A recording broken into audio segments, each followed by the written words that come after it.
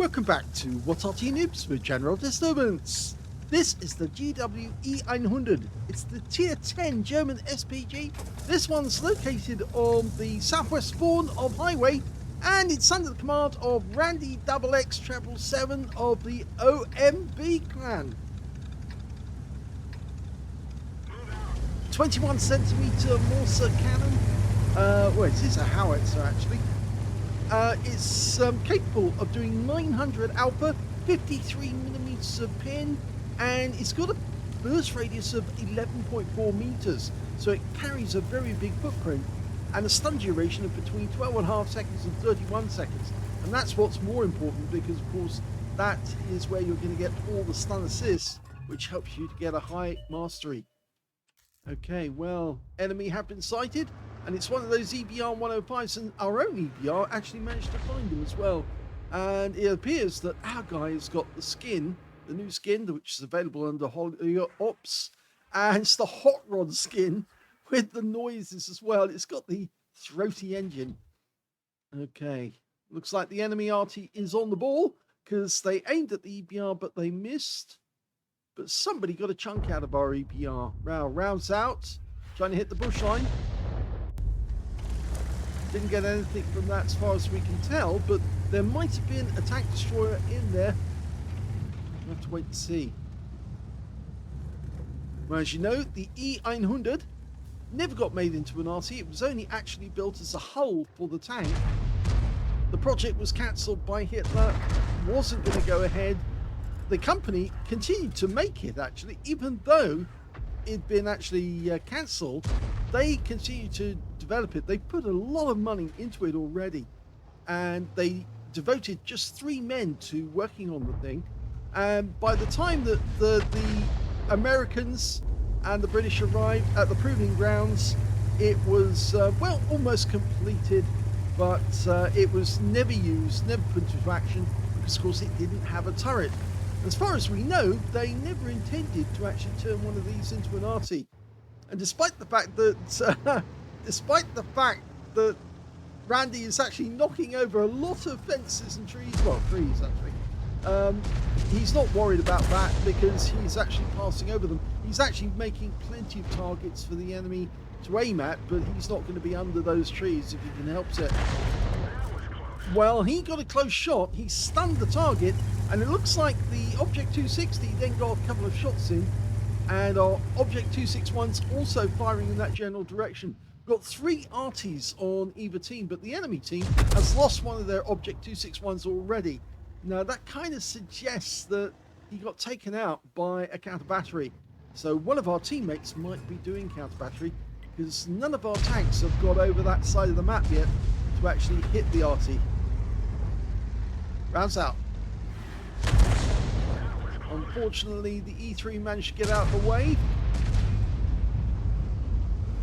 So he's only got some stun, but you never know, he might actually pick up some stun damage. No, he's lost the stun now. Knowing which tank to fire at is sometimes the difficult decision to make. You can see a tank out in the open, but you think the other tank is probably the one to hit, mainly because he's the bigger threat. And that's a good hit on the T110, but it actually hit the frontal armor. But look at that stun assist, 767. The E3 was in sight of his teammates, and they did put a shell into him, so he's benefited from that in a big way. Now, the other thing you can do to help coordinate Arty, especially when you get 3 Arty maps, is to mark your target. You keep the enemy under the reticule and then press the T key to say, that's the target I'm looking at. Oh, he just hit the E3 with a blind shot. Now, there's good reason for doing that. It not only prompts your teammates to shoot at that target, but it also tells the other Arty, I can leave that target alone because my teammate's going to hit it and hit the other targets instead. But usually what happens is, if you know that your Arty is going to be firing at a particular target, the tank will probably track them, and then they get the assist for the track damage. Rounds out. Direct hit. Luckily for that Griller, it actually hit his frontal armor, or maybe his tracks, but it didn't go through, so he didn't get the full roll. I cannot emphasize enough that I actually use the T key both before I shoot and after I shoot as well. Because sometimes you fire and then the T key goes silent, or rather you don't get the arrows above the target again. And so if you press it again, you ensure that yes, you definitely did notify your teammates, please hit my target, I've just stunned it.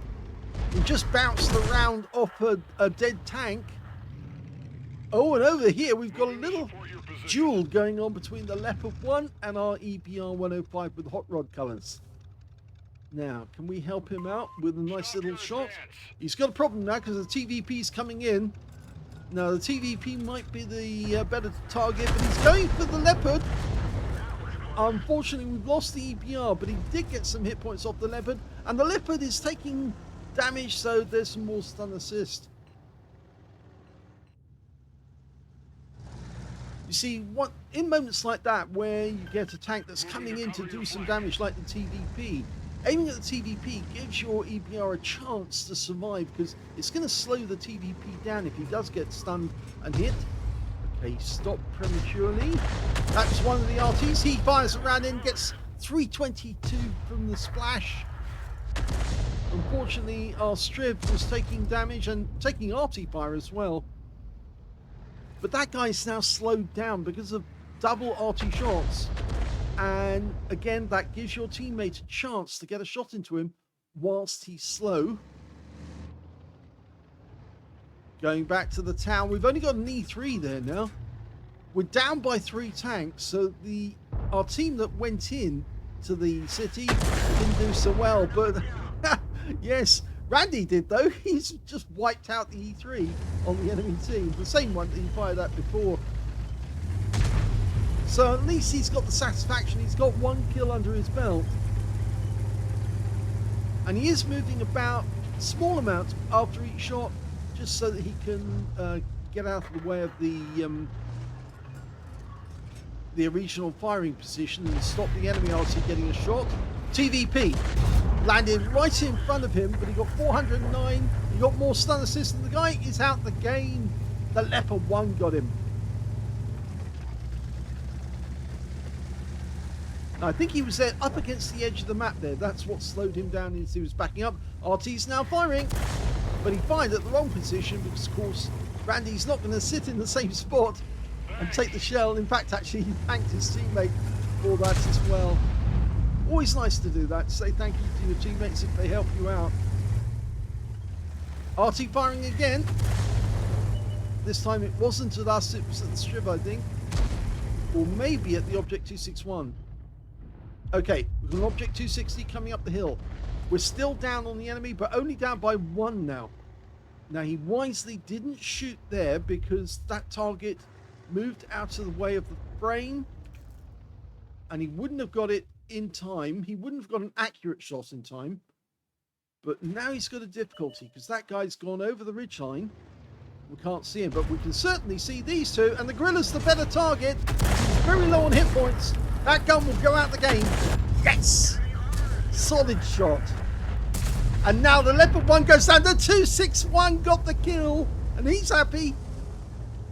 And now we're 1 ahead on the enemy. They've got 2 Artys, 1 tank at Object 260. I think we've got the advantage now. Now the thing is that we don't know where that 260 is, or what we could do is move closer to the enemy. Oh, there's the 260. He is just, yes, he was on the reverse side of that slope. In fact, as you saw in one of my games recently, I was using that slope for the opposite reason, trying to tempt the enemy to come down from the cap and try and get me. In the end, it ended up with me getting killed, but that was because I didn't follow somebody's advice. Arty's firing. Well, he missed, but they were close. He obviously didn't see that the Object 261 did relocate. The Leopard's trying to go round the corner. He's outflanking him. He's found him, and he's finished him. I appreciate it. Lovely. Oh! Oh, crumbs. Arty versus Arty. As usually happens in a lot of battles, And this is why when our tank players don't appreciate their Arty players, this is why it's so important to have Arty players on your team. Because if they're good, they can win the game for you right at the end. Now, I think Randy's decided he's going to ambush the enemy when they come up to the cap. The 261's repositioning at the moment. There are two ways of playing this. See the 261 just a short distance away. What's he going to do? I think they are going to go hunting. Now the view range for the GWE900 is 310 meters. It's not a huge amount, not massive, but it's better than the 261, which is only 300 meters view range. It all makes a difference. The enemy team, well, that's the batch at 155, 58, and an object 261. And the batch chat, if I remember correctly, is actually, or it's actually less actually. It's 280 meters view range. So the one with the biggest view range is actually Randy. Definitely.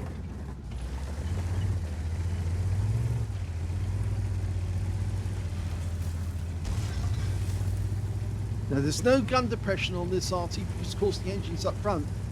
Funny thing is the M53, M55, which does have its engine up front as well, does actually have 5 degrees of gun depression.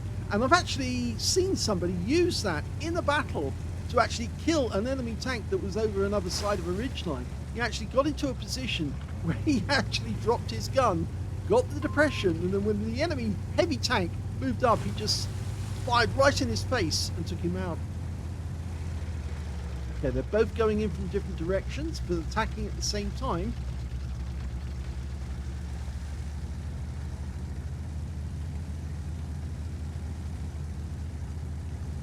Now, where do we think the enemy Arty is going to be? Well, I would have put one in the tree line at the back in grid square A7, but nobody is there. But the other one would probably be in column 0, which is where right over the rear end of the map, or right up against the edge. But one of them is actually in our cap area at the moment, so we started capping before they did, but we're Arty, so we can counter battery over the entire range of the map. And here comes the first attempt by the enemy. Now this is where knocking down the buildings can actually be quite useful, because it might actually encourage the enemy to think you are there when you're not. So I would actually knock down some of those things to make him think he knows where I am when I'm not there. Both of the enemy RTs are away from the cap. Both of them are. The other one's firing from a different direction. I think he's firing from the field. Pretty sure he's right to the south of us in the field. And we're going to cap out and win this. He's now gone to the aim. Where would you be? That's a good spot. And, oh, he's actually closer. But we've capped out to win, and that's the end.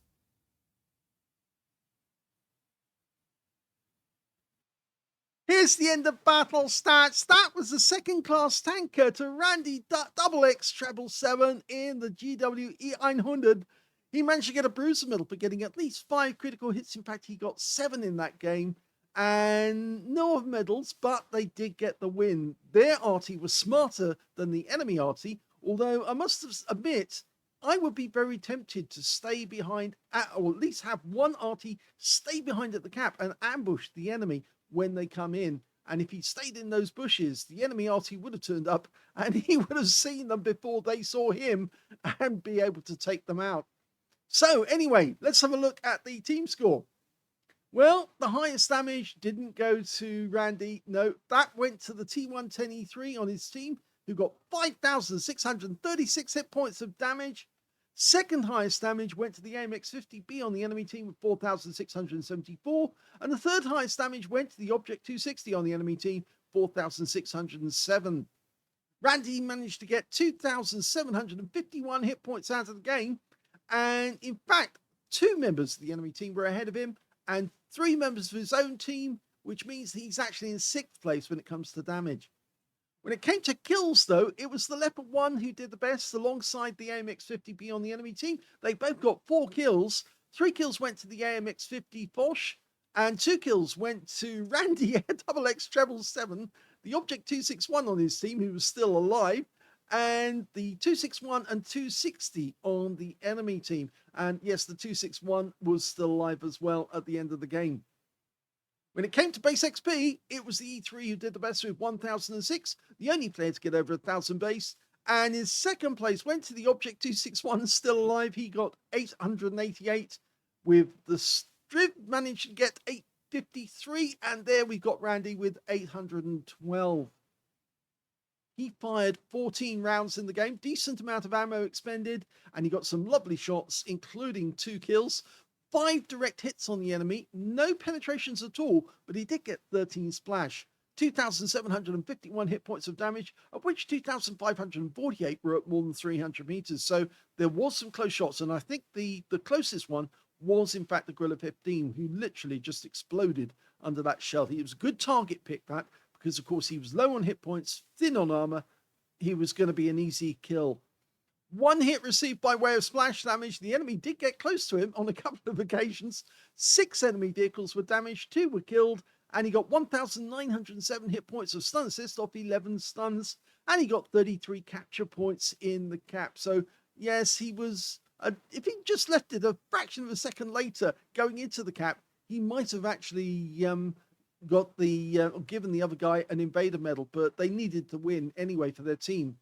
He earned 126,116 credits for the game, and he also got 2,436 experience points, and he could have had a defender medal. I don't know if you noticed it, the last shot at the end of the game, just before they capped out, we saw the tracer coming from the enemy Arty. Yes, he was actually right next door to the house. He fired behind the house. He was actually in front of the house, and he fired from the edge, and you just saw the tracer leaving the tubes as his shot went behind the house instead.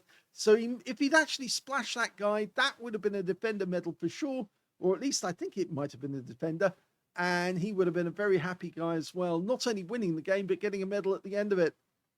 So I hope you enjoyed that replay. We've had a lot of success with Randy's videos. They're getting watched by a lot of people, and that's very good for the channel as a whole, because not only is the GWE900 a good Arty to play, but it's very satisfying to actually see that people are picking up or getting recommended to watch Randy's videos, and that means more people will come to see other people's videos, and maybe they'll like the channel, even if it's got me as the commentator, and if they like it, then they'll come back to watch your videos when you send in your replays.